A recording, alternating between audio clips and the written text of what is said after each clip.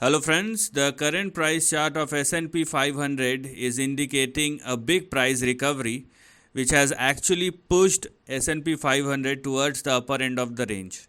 But please understand one thing very clearly, even with the current price behavior or even with the big price recovery, it is still within the range. So we have our target and resistance at 5268, and on the downside we have our support in between 5013 and 4597.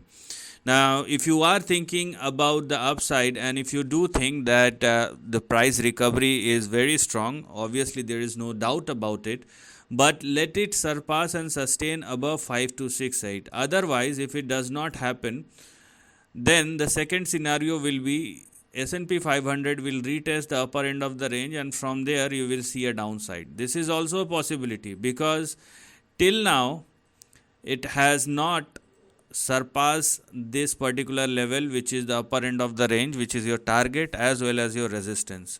So it is very good that S&P 500 did a great price recovery, but it is also very important for S&P 500 to surpass the upper end of the range.